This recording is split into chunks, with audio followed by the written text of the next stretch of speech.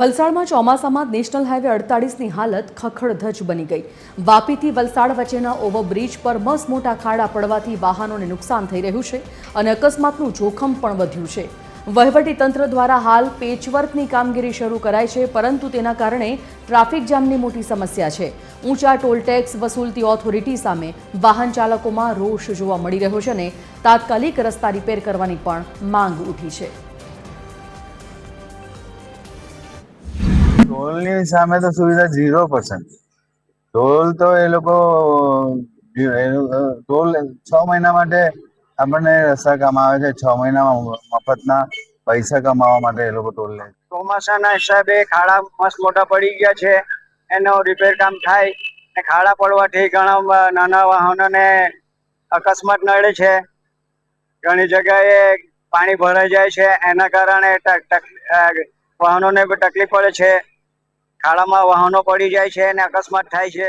મુશ્કેલી એટલી છે, કોઈ બાઇક લઈને જાય તો નીચે પડી જાય, અકસ્માત થાય તો પાછળથી જો ટ્રક આવે તો ઉપર ચડીને માણસનું મૃત્યુ પામે છે। એટલે ખરાબમાં ખરાબ જ્યારે રિપેર કરે ત્યારે 2 દિવસ 3 દિવસ સારા અને પાછા રોડ ખરાબ થાય ને સારા કરે એવું છે એમાં। જો એમને માનવ જીવનની પડેલી હતે તો આ કામગીરી જે અત્યારે આપણે તમારા માધ્યમથી સરકારને તંત્રને જાગૃત કરવા માટે જે કામગીરી કરી રહ્યા છે એ કામગીરી ચોમાસા પૂર્વે થઈ જવા હતી। પ્રી મોન્સૂન કામગીરી માટે જવાબદાર નાગરિક તરીકે એક રાજકીય પક્ષના અગ્રણી તરીકે પ્રમુખ તરીકે આપણે રજૂઆત કરેલી હતી, પરંતુ એ કામગીરી થઈ નહીં। તેના જ કારણે આજે પારડીની હાઈવેની પારડીની નહીં કહું, સમગ્ર વલસાડથી ચીખલી સુધીના અને વાપી આપણે ઇન્ડસ્ટ્રીયલ હબ છે ત્યાંની તમે પરિસ્થિતિ જોશો, હાઈવે પર તમને સદંતર ખાડા દેખાશે।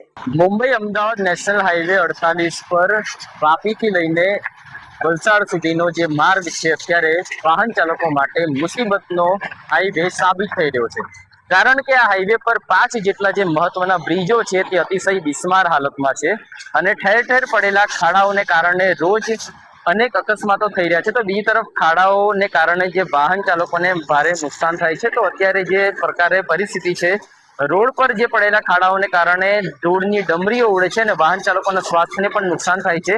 ખાડાને કારણે અસંખ્ય વાહન ચાલકો કલાકો સુધી ટ્રાફિક જામની પરિસ્થિતિમાં ફસાઈ રહ્યા છે। તો બીજી તરફ અત્યારે નેશનલ હાઈવે ઓથોરિટી જાણે ઊંઘમાંથી જાગ્યું છે અને હાઈવે પર પડેલા જે ખાડા છે તેના રિપેરિંગની કામગીરી હાથ ધરી છે। જો કે અત્યારે રિપેરિંગની કામગીરી હાથ ધરવામાં આવતા જ હાઈવે પર લોકો 10-10 કિલોમીટરના જે લાંબા ટ્રાફિક જામમાં ફસાઈ રહે છે, ત્યારે મસ્ત મોટો ટોલટેક્સ ઉઘરાવતી હાઈવે ઓથોરિટી તરફ પણ લોકોમાં ભારોભાર નારાજગી જોવા મળી રહી છે, કારણ કે દર વર્ષે ચોમાસા બાદ કરોડો રૂપિયાના ખર્ચે પેચવર્ક તો કરવામાં આવે છે, પરંતુ પ્રથમ ભારે વરસાદમાં જ આ હાઈવેની હાલત ફરીથી દયનીય બની જતી હોય છે। ત્યારે લોકોમાં રોષ જોવા મળી રહ્યો છે અને નક્કર કામગીરી થાય તેવી લોકો માંગ કરી રહ્યા છે।